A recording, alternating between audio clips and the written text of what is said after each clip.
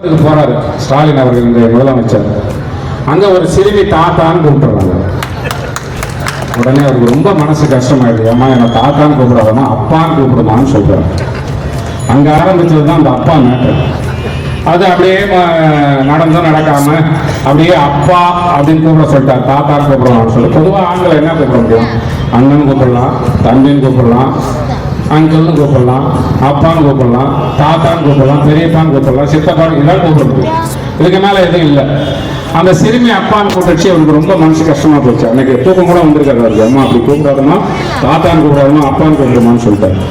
இப்ப அவருடைய ஈக வகுப்பாளர் சுனில் நினைக்கிறேன், அது இல்லாம அவருடைய மருமகன் சபரீசன் பெண் பவுண்டேஷன் என்ற ஒரு அமைப்பை நிறுவி அவரும் அந்த வியூக வகுப்பாளர் எல்லாருக்கும் பயிற்சி கொடுத்துட்டு இருக்கிறாரு.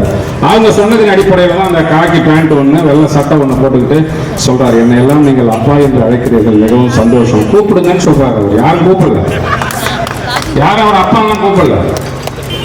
இப்ப நான் அவரை போய் பார்த்தா என்ன அண்ணன் தான் கூப்பிட முடியும், அப்பான்னு கூப்பிட முடியாது, எல்லாரும் அப்பான்னு தான் கூப்பிட முடியாது. ஆனா அது உண்மையான காரணம் என்னன்னு சொன்னால், இப்ப டிவி எல்லாம் விவாதத்துல தளபதின்னு சொல்லிட்டு இருக்கிறாங்க இல்லையா? என்னடா இவனையும் தளபதின்னு சொல்றாங்க, நம்மளையும் தளபதின்னு சொல்றாங்க, அதனால நம்ம அந்த தளபதி நமக்கு வேணா அப்பான்னு நம்மளை கூப்பிட சொல்லி நம்ம பேசலாம்ன்றதுதான் சத்தியம்.